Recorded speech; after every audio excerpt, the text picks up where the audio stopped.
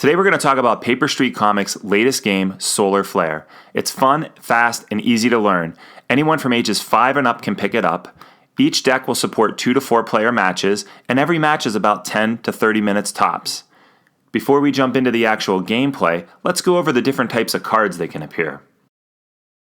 There are middle ship segments, which link the ships together. There are also going to be fronts of the spaceship and backs of the spaceship. There are these cross members that allow us to build a ship vertically. And then there are the action cards, which spur change, and the Solar Flare, which brings the end of the game. The goal of Solar Flare is easy. Simply build the biggest spaceship by matching the symbols at the bottom of every card. Note that stars are wild. So at the top of the screen, we can see 2 pieces that don't match, but at the bottom, the X's match on one side and a star and X match on the other. There are also these gold cross-member pieces, where you can actually link them together vertically. This allows the ship to expand. So when you get your Solar Flare deck, you're going to have a box. You're also going to have an instruction book that's 16 pages, and you're going to have 54 cards. All the backs are the same because then you can simply shuffle them up and make a giant junkyard pile. Each game starts with every player drawing 3 cards. You want to draw ship segments, because that's how we start the game. We all have to have 3 ship segments to start the game. If you happen to get an action card, or if you happen to get a Solar Flare card, make sure that you redraw. You want to make sure that you're starting off with ship segments that have shapes and colors in the corners. That's how we link the ships. Remember, stars are wild and you want to match your ship shapes. So we're redrawing 2 pieces, and look, we've got a new front and another middle section. So now that we've got 3 ship segments, we can start our turn. As a turn goes on, everybody just draws 1 card from the junkyard pile. So here's our ship, and as you'll notice, you have 3 different pieces. Not all 3 need to match. The first 2 do match, however. You can see that star and the hexagon actually link up together. I could match the other 2 pieces by putting the star with the star, but for right now, those 2 pieces that I have linked together make the most scoring potential. I take a look and I go through the pile and I pick a card. I've got the back of a ship. This has a triangle symbol. It doesn't match the hexagon. It doesn't match that shield. It can match the star shape. So right now I have 2 broken segments of a ship, and that's okay. The goal is to mass all these pieces and try to build one giant ship before the sun goes boom. That means all the solar flares are drawn.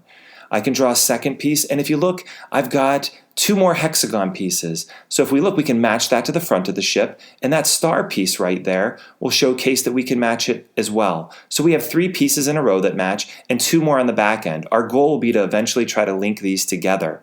The other type of cards that exist are called action cards.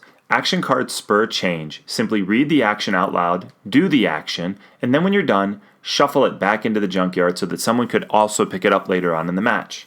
Finally, we have the Solar Flare. The Solar Flare brings about the end of the game, and it serves as a counter. You can adjust the amount of solar flares to make a game longer or shorter. A good rule of thumb is that if you have 2 people playing, 2 solar flares can end the game, 3 people, 3 solar flares, and so on.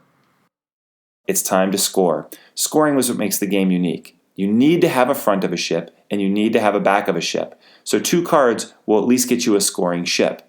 It's broken down into 2 types of points. The fronts, the backs, and those cross members are all worth 10 points. The midsections are only worth 5 points. Midsections have 2 shapes on either side. If you can match 2 colors, though, you get a bonus 5 points. So if you look, we've got a whole ship laid out. It's got a front and a back. Those are crucial. You need to have a front and back for a ship to count for scoring. We've got all the different shapes and they match up across the board, and we've got 2 cross connectors. This is how the ship can build vertically. Now, we're going to end up counting these ship pieces. That front and back and those cross members are each worth 10, and then the midsections are each going to be worth 5. So let's take a look as we count the ship out. 10, 15, 25, 30, 35, 45, 55, and 60. This ship total is worth 60 points. But what's awesome about this game is that you can bring a whole level of strategic depth by simply moving the pieces around. So right now we're going to switch up the ship. We are going to change some of these pieces using the same exact pieces as we did before with the 60 ship score, but now we're going to see where our total comes out to. We've got a front and back. We've also got cross members, all worth 10. We've also got our midsection pieces. We've still got 4 of those, but where we make up something different is that we've got color matches. We've got 4 different sets of color matches worth 5 points bonus each. Now I've got 5, 10, 20, 30, 40, 50, 55, 60 points again, but now I've got 65, 70, 75, and 80. So we took the same ship and it could be worth 60 points or it could be worth 80 points. And that's how you can get a ship that has less pieces or a different configuration that can actually beat a ship that may be bigger. And for those families playing with young children, just simply say that the scoring is 10 points for every ship piece. So that's the basic gameplay of Solar Flare.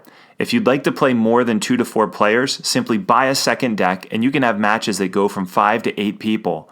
There's a lot of different variations to how you can play and how you can score that are outlined in the instruction book as well. Please feel free to comment and ask any questions and we'll try to resolve them as soon as possible. We thank you very much for your time and we appreciate your support.